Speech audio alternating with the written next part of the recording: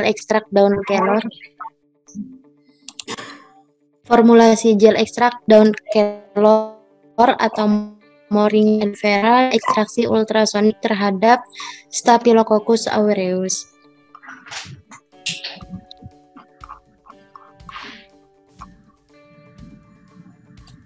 Langsung ke bab 3-nya. Betul, kita bahasnya bab 3 dulu. Jadi kalau proposal saya ini, di sini saya akan melakukan uji aktivitas antibakteri pada ekstrak daun kelor terhadap bakteri Staphylococcus aureus dengan ekstraksi ultrasonik. Juga fungsinya untuk mengetahui sifat fisikokimia gel ekstrak daun kelor tersebut. Bentar, rumusan masalah disebutkan dulu supaya jelas. Oh, nggih Bu. Kembali ke bab 1 ya berarti. Ya, bagian rumusan masalah. Aduh. Jadi rumusan masalah yang ada pada proposal saya yang pertama itu bagaimana hasil rendemin ekstrak daun kelor dengan metode ultrasonik. Yang kedua, bagaimana aktivitas antibakteri pada gel ekstrak daun kelor terhadap bakteri Staphylococcus aureus dengan variasi konsentrasi. Dan yang ketiga, bagaimana sifat fisikokimia gel ekstrak daun kelor dengan variasi konsentrasi. Oke, bentar, saya komentari. Untuk nomor 1, rumusan masalah nomor 1 yang dikatakan bagaimana rendemen itu apa? Nanti angka atau deskripsi. Deskripsi misalnya warnanya coklat, kemudian pekat, kental, nah kayak gitu. Iya, paham ya? Ya Bu. Kalau berapa nanti berarti nanti jawabannya adalah angka, misalnya berapa persen rendemen. Ya. Oh, nggih Bu. Ya rendemen ya. Paham rendemen nggak? Iya, paham Bu. Jadi misalnya 1 kilo nanti kemudian jadinya 5 gram misalnya, itu rendemen, jadi nanti ketemunya angkanya persen. Jadi iya Bu. rendemennya sekian persen. Tapi kalau bilang bagaimana, berarti nanti jawabannya adalah mendeskripsikan rendemen yang diperoleh sebesar ini dengan warna coklat, pekat, dan seterusnya. Tapi nanti dilihat juga ya, sampai lihat juga mungkin di skripsi. Iya Bu. Apa yang bagus, bagaimana, atau cukup berapa, itu ya. Nggih. Berapa penting untuk bilang bagaimana? Perlukah kita tahu sampai warnanya coklat kah? Apakah perlu? Karena namanya rumusan masalah nanti itu terbawa sampai di abstrak tampak, di kesimpulan tampak. Semuanya harus tampak. Nah, kalau tidak disebutkan itu, maka yang tampak hanya disebutkan saja. Maka yang misalnya rumusan masalahnya bilangnya berapa, maka mulai dari abstrak sampai pembahasan sampai kesimpulan, yaitu tadi berapa, berarti angka terus, cuman angka, tidak selalu menyebutkan deskripsinya. Paham ya? Iya Bu. Karena itu udah langsung ke sebentar. Tadi bagaimana hasil rendemen, kedua bagaimana aktivitas antibakteri. Oke, nomor 3 tadi apa? Nomor 3 tadi bagaimana sifat. Oke. Ya, langsung ke bab 3.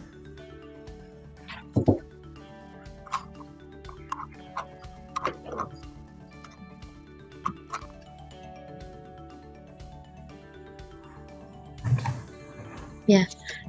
Rancangan penelitian bertujuan untuk mengetahui aktivitas antibakteri pada ekstrak daun kelor terhadap bakteri Staphylococcus aureus dari ekstraksi ultrasonik, dan untuk mengetahui sifat fisikokimia gel ekstrak daun kelor. Nah, di sini saya menggunakan variasi konsentrasi ekstraknya, yaitu sebenarnya bukan 5%, tapi dari 10%. Sebentar. Kalau tadi ya saya sudah bilang rumusan masalah itu selalu disebutkan di mana-mana. Ketika di rumusan masalah ada 3 poin tadi, maka di depan ini tadi saya menyampaikan rancangan penelitian ini bertujuan untuk, nah maka 3 tadi sebutkan lagi kayak gitu. Itu kayaknya kalian masih menyebutkan berapa? 2 ya? Masih 2. Yang randomin nggak disebutkan. Nah, itu jadi ketahuan ketinggalan. Maksudnya, oh tadi padahal rumusan masalah saya ada 3. Kenapa kok jadi hilang di rancangan penelitian kok tinggal 2? Nah, kayak gitu loh. Ya, ini kan kita belajar menulis ya. Belajar menulis yang kalau disebutkan terus sih kayak gitu itu disebutkan terus. Nanti mau bahas juga 3 tadi itu harus kejawab terus. 1 randomin, bahas randomin. Habis itu kedua bahas rumusan masalah kedua. Ketiga bahas rumusan masalah yang ketiga. Kayak gitu terus. Jadi menentukan rumusan masalah harus tepat karena nanti harus dibawa sampai kesimpulan. Paham? Oke, lanjut di tahap. Variasi konsentrasi ekstrak daun kelor yaitu 10%, 20%, 40%, dan 80% yang akan dikontrol dengan eritromisin sebagai kontrol positif, kemudian Aquades sebagai kontrol negatif. Proses penelitian diawali dengan preparasi sampel, kemudian diekstraksi sampel dengan etanol 70% menggunakan metode ultrasonik, kemudian hasil ekstrak diuji fitokimia untuk membuktikan adanya senyawa flavonoid, saponin, tanin, steroid, dan triterpenoid, kemudian membuat formulasi gel ekstrak dengan variasi konsentrasi. Hasil formulasi gel ekstrak kemudian diuji aktivitas antibakteri. Uji aktivitas antibakteri diawali dengan mensterilkan alat-alat dengan autoklav, kemudian preparasi membuat media agar bakteri Staphylococcus aureus. Kemudian dilakukan peremajaan bakteri dan dilakukan uji aktivitas antibakteri dengan formulasi gel ekstrak. Kemudian hasilnya akan terlihat pada cawan Petri dengan diukur diameter zona hambat menggunakan penggaris. Uji aktivitas antibakteri dilakukan dengan variasi konsentrasi sampel sebagai berikut. 1. Gel ekstrak 10% plus bakteri. Kedua, gel ekstrak 20% plus bakteri. Ketiga, gel ekstrak 40% plus bakteri. Keempat, gel ekstrak 80% bakteri. Kelima, gel kontrol positif eritromisin plus bakteri. Keenam, gel kontrol negatif Aquades plus bakteri. Kemudian hasil formulasi gel ekstrak diuji fisikokimia seperti organoleptis, uji homogenitas, daya sebar, daya lekat, viskositas, dan 30 hari. Cetak 10 hari pertama, 10 hari kedua, dan 10 hari ketiga. Jadi tahapan penelitiannya yang pertama preparasi sampel, kedua ekstraksi ultrasonik, ketiga uji fitokimia, keempat formulasi gel ekstrak, kelima analisis aktivitas antibakteri yang meliputi sterilisasi alat, pembuatan larutan kontrol, pembuatan media pertumbuhan bakteri, peremajaan bakteri, dan pembuatan inokulum bakteri. Keenam, uji aktivitas bakteri, diameter zona hambat. Ketujuh, uji evaluasi fisikokimia gel ekstrak daun kelor. Dan kedelapan, analisis data.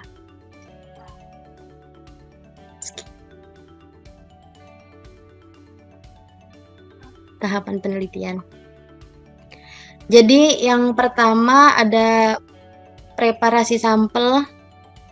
Itu kita kemarin kesepakatannya dari sudah dalam bentuk serbuk. Jadi saya tulisnya di sini daun kelor diambil dalam kemasan yang telah berbentuk serbuk dari toko X. Kemudian diayak dengan saringan 90 mes sampai homogen. Ini saya mengambil dari jurnal Dima dan kawan-kawan tahun 2016. Kemudian pembuatan ekstrak daun kelornya mengikuti skripsinya Mbak Jamilah. itu serbuk daun kelornya ditimbang sebanyak 10 gram, ditambahkan 100 ml etanol 70%, kemudian diletakkan ke alat sanikasi dengan diatur frekuensinya 42 kHz selama 20 menit. Filtratnya kemudian disaring dengan kertas Wetman nomor 1 dan dipekatkan dengan rotary evaporator. Setelah pekat, ekstrak ditimbang dan dihitung rendemennya. Cara menghitung persen rendemennya yaitu berat ekstrak per berat sampel dikali 100%.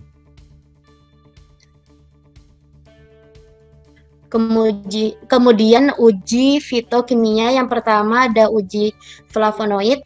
Itu diambil 100 mg ekstrak dengan 1 ml etanol 70%, kemudian ditambahkan 0,5 ml HCl dan serbuk logam magnesium. Kemudian diamati perubahan warna yang terjadi. Jika menunjukkan warna merah hingga jingga menandakan adanya senyawa flavon. Jika warna merah tua, adanya senyawa flavonon.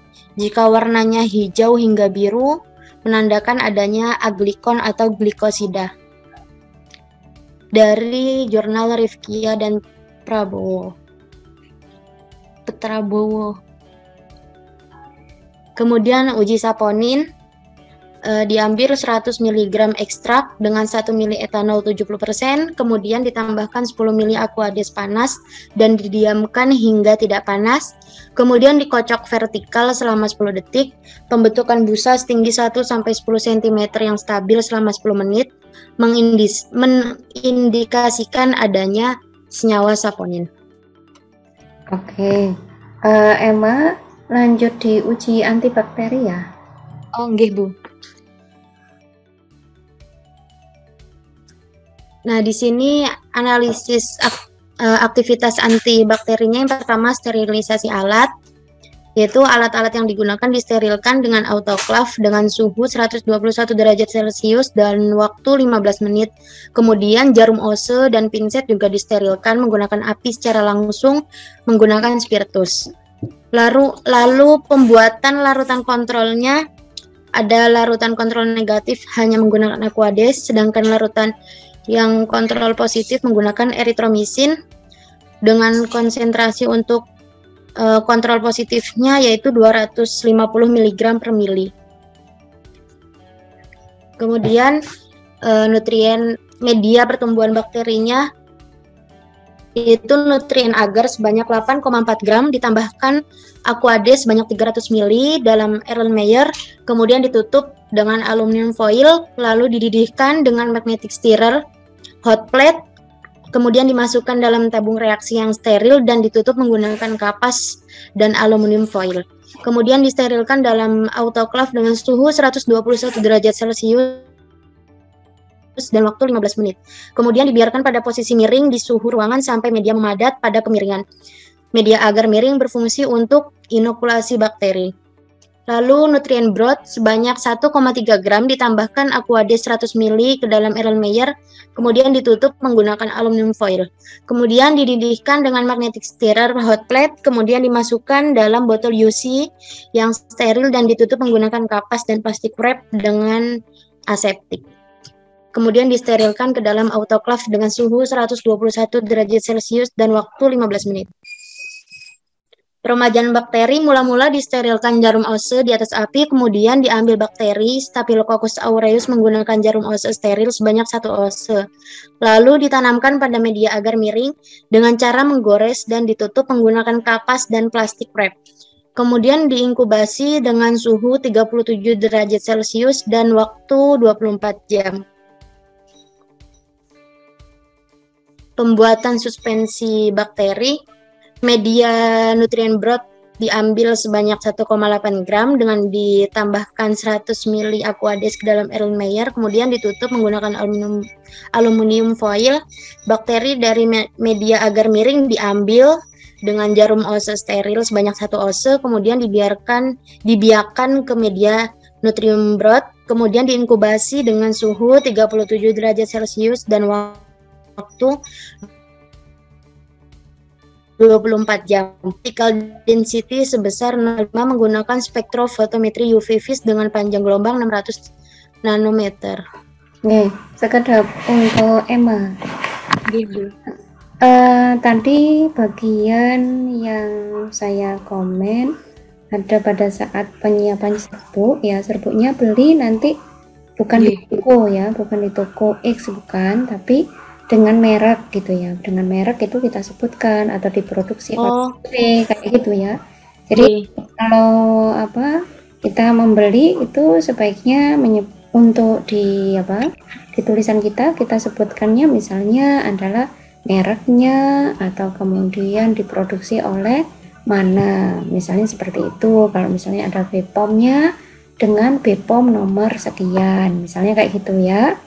Kemudian tadi adalah di ayak menggunakan ayakan 90 mes. Ini yang saya biasanya pakai atau nanti rencana kita gunakan itu sangat halus. Dicoba aja ya. Saya ingat saya antara 200 sampai 400 mes. Jadi halus banget. Bu. Ya, nanti jadi disebutkannya seperti itu. Sebutkannya bahwa kehalusannya 200 sampai 400 mes. Nanti untuk jurnal yang digunakan coba mau jurnal, mau skripsinya kakak tingkat, silakan.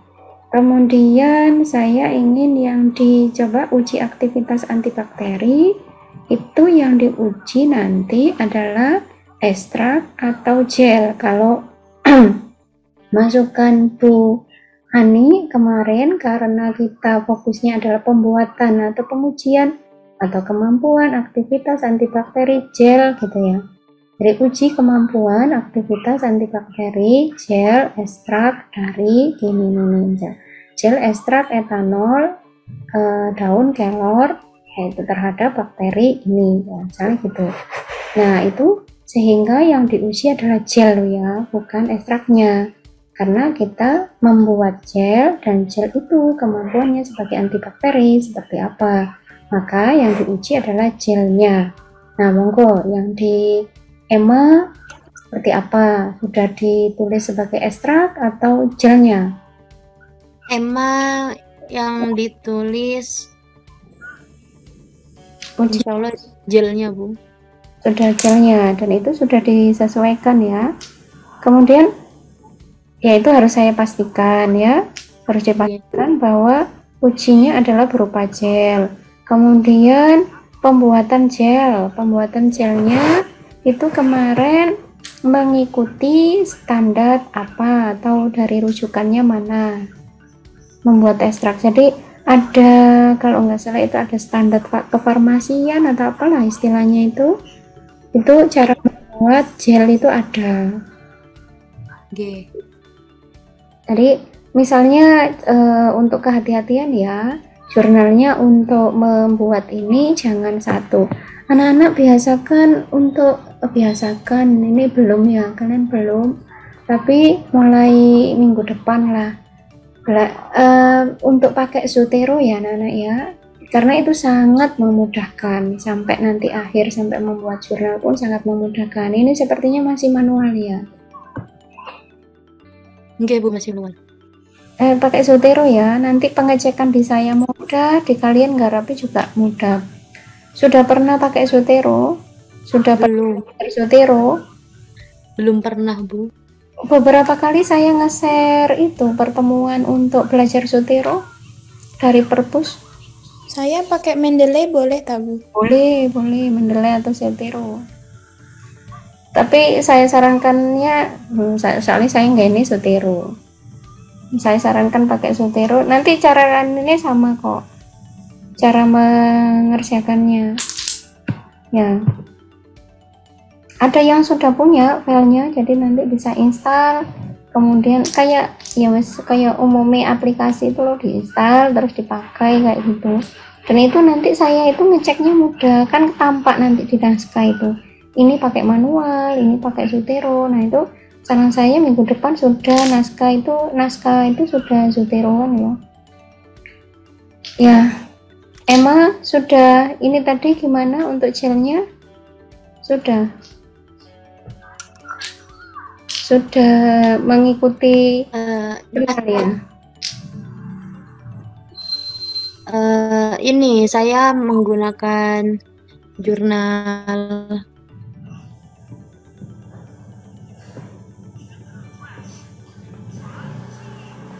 yang ini, Bu. Terlihat atau belum nih? Iya, sudah. Ini saya pakai jurnal ilmiah. Jurnal ilmiah Terlihat sangat kesehatan. kecil. Terlihat tapi sangat kecil. Ayo gede ayo. Oke. Aduh. Ini kebesaran ya. Dikurangi itu loh, dikurangi bisa. Nah, kayak gitu. Oke. Itu cara Oke, menunjukkan cara pakai judulnya. Cara pakai judul share screen Judul. kayak begini ya. Oke. Ini judulnya untuk gelnya saya menggunakan yang uji stabilitas fisik formulasian gel ekstrak daun kelor. Ya, oke, Pon sudah ada dasarnya. Oke. Seperti itu sudah sangat bagus ya. Itu tadi misalnya naskah EMA sudah bagus. Tinggal diketati urusan bab 1, bab 2 ya. Oke, sekarang bagian lainnya ya. Ini untuk pemaparan proposalnya sudah saya anggap selesai ya. Sudah layak untuk bab 3-nya layak. Gini.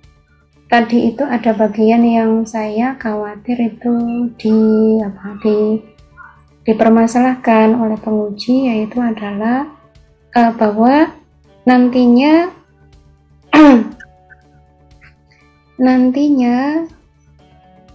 sebentar, saya tak ingat. Untuk gel itu kan dibuatnya bersama-sama ya, betul? Oke, Bu. Ya. Oke. Katanya bersama-sama. Kemudian menuliskan uji fisikokimia itu loh. Artinya nanti kalau uji fisikokimia berarti kan semuanya juga uji fisikokimia ya. Iya, Bu. Nah, kalau semuanya menguji fisikokimia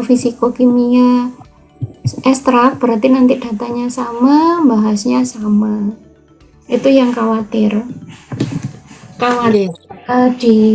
kok sama, sekian anak sama. Nah, itu biasanya saya ada khawatir karena ada sebagian yang tidak setuju kalau seperti itu. Jadi mungkin uji antibakteri sudah, uji fisikokimia cukup 1 anak. Kemudian uji fitokimia ya. Iya, Bu. Ya, itu orang yang beda dan cukup 1 anak biar tidak diulang di banyak anak. Atau fisikokimia dan fitokimianya itu bahannya sama tapi tiap orang ngerjakan masing-masing sendiri-sendiri, guys. Gitu. Sehingga datanya nggak mungkin persis plek. Paham maksud saya? Bahannya sama, bahan atau material yang diuji sama, reagennya sama, tapi tangannya beda-beda, itu nanti akan ada perbedaan sedikit-sedikit. Nah, jadi setiap orang ngerjakan. Kenapa sih ngerjakan itu bukan enggak ada gunanya ya? Atau data itu pasti nanti berguna sekali untuk pembahasan. Misalnya, saya taruh misalnya nggak semua anak mengerjakan, maka tentu yang bagian mengerjakan, anak yang mengerjakan itu akan lebih kaya waktu membahas, lebih kaya bahan untuk membahas, dan itu menguntungkan dibandingkan yang nggak ada data, yang nggak punya data. Paham ya? Iya. Di sini anak-anak. Jadi ya sudah, kalau misalnya semua orang mengerjakan, itu lebih baik. Semua orang mengerjakan meskipun bahannya, gelnya sama, reagennya sama, cara kerjanya sama, tetapi nanti ada sedikit-sedikit perbedaan atau kemudian foto-fotonya mesti beda. Foto-fotonya ya jangan terus misalnya satunya motonya dari pipi KB kan enggak. Jadi nanti kan bisa beda-beda. Mau caranya ambil foto itu aja terus kemudian beda. Karena saat fitokimia itu kan hanya tanda datanya nanti kan tampak, tidak tampak, biasanya plus kan gitu itu. Pernah lihat?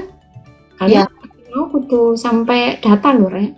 Meskipun jangan bilang saya kan nanti proposal, kenapa saya harus lihat data? Loh, ujian proposal itu juga sampai diminta peneliti itu harus membayangkan datanya loh. Kayak gitu. Harus sudah bisa membayangkan apa yang akan dilakukan. Nggak boleh buta sama sekali. Kok ditanya itu, bagian itu kan saya belum ngerjakan, kok sudah ditanyakan. Bukan begitu ya. Ya, oke. Jadi kalau memang semuanya ada, bagian itu uji fitokimia, uji fisikokimia. Fisikokimianya meliputi apa saja? Tadi yang organoleptis itu apa? Kekentalan gitu kan, bau gitu kan, aroma. Apa? Ya, itu aroma. Jangan lupa ada daya terima ya. Daya terima itu nanti sampai pakai 10 panelis ya wis anggotanya dewe nggak apa-apa. Nanti terus kemudian kayak dipakai lengket, nggak nyaman, di kulit nggak enak, gitu. Itu ada terima. Nanti berupa kuesioner diproduksi kemudian dinilai gitu. Oh, baunya enak, oh baunya nggak enak, terus di kulit lengket ya kayak pelikat atau apa ya kayak gitu, itu juga data ya. Ada ayo fisikokimianya apa saja tadi?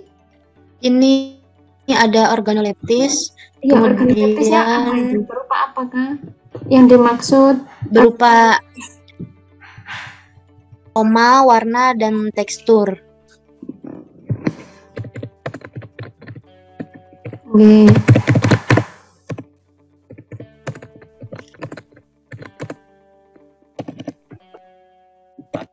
Warna, aroma, dan tekstur. Oh iya ya disebutkan ya, jangan cuman organoleptis gitu. Kadang organoleptis itu kepikirnya itu dicicip betul, dirasa. Bu. Kan? Kemudian ya, ada disebutkan uji organoleptis meliputi ini gitu Bu. Uji organoleptis meliputi ya, dari disebutkan waktu nulisnya, nggak usah sekarang. Oh, oke. Okay. Ya, gitu, bukan nanti jelas waktu paparan atau presentasi disebutkan, tapi di naskah kudu kelihatan bahwa organoleptisnya meliputi apa saja. Oke? Oke. Yuk, sekarang alhamdulillah sudah bagus sekali anak-anak. Bagus sekali, saya senang. Tinggal kerjakan pakai Zotero. Kemudian yuk diceritakan satu timnya. Sekarang tadi untuk satu orang sudah bagus. Nanti tinggal naskah full saya dikirimi dengan ben cepet ya Rek, soalnya anak banyak, tahu ya, orangnya tolong untuk tiap orang berhati-hati dalam menulis supaya nggak banyak kesalahan, supaya nggak bolak-balik. Saya pun kurang suka bolak-balik itu, nanti kan lama, makan waktu, makan energi ya. Nah itu kayak misalnya latar belakang, poin-poinnya apa, tolong dikasih kayak headlight itu loh, stabilo itu loh ya. Okay. Jadi kayak misalnya latar belakang harus ada poinnya ya, harus ada kefokusannya ya. Kalian sebagai penulis gak nemu kefokusannya ketoro ngelamun kan gitu ya. Sama sih nulis masuk kefokusannya nggak tahu kan gitu. Jadi kefokusannya itu ada di mana, fokusnya latar belakang ada di mana. Setelah latar belakang kan ada rumusan masalah, tujuan, kayak gitu di bab 1, kemudian bab 2 juga begitu, bagian tiap poin setelah misalnya menuliskan tentang gel, sediaan gel gitu. Sampai kasih bagian mana yang jadi fokus. Dah ini lainnya tambahan. Gitu ya. Nggak perlu tebel-tebel ya. Yang penting poin-poinnya yang harus ada tersedia semua. Oke. Untuk analisis data silakan disebutkan. Analisis data yang diperoleh adalah ini belum saya ubah sih Bu yang analisis datanya. Ini kok saya baca sediaan gel umumnya memiliki nilai rentang kok asam banget ya? Oke.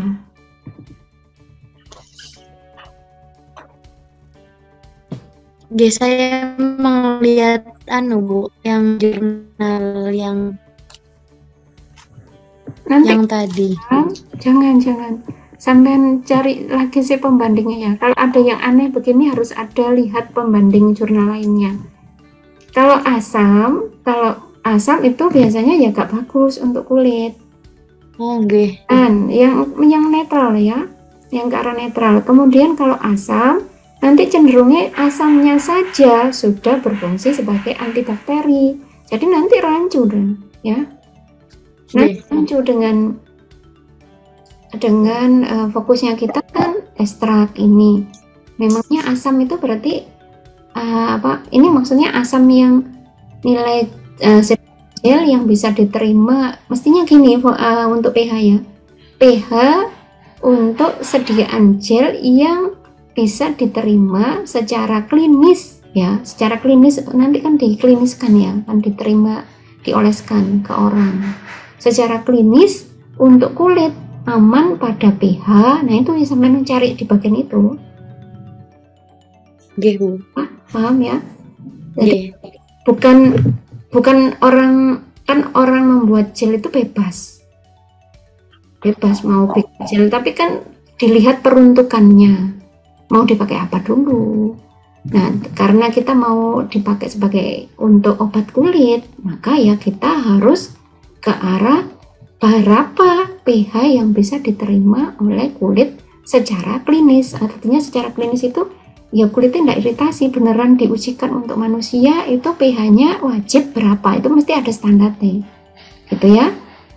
Nanti coba sih apa saya yang keliru, maka lihatlah di jurnal mungkin 2 atau 3 jurnal untuk melihat Bu memang segini ya sudah, tetapi saya kok melihatnya aneh. Sampun. Coba sekarang diceritakan dalam satu tim besar apa saja. Dan ingat anak-anak, kemarin pesannya Bu Ani, bakteri yang dipilih memang bakteri yang mengancam kesehatan kulit. Nggak boleh bakterinya acak. Karena peruntukannya untuk kulit. Gel ini rencananya untuk apa? Karena itu nanti kan mempengaruhi di latar belakang ya kan, disebutkan ya. Bahwa ini nanti membuat gel yang digunakan untuk ini. Nah itu kan kita ke arah untuk luka ya, untuk penyembuhan luka. Maka bakterinya juga bakteri yang mengancam kesehatan kulit, nggak boleh bakterinya acak. Paham semuanya? Meskipun saya nggak ngeceki satu-satu, tolong kewajibannya masing-masing untuk memastikan bakterinya yang dipilih benar.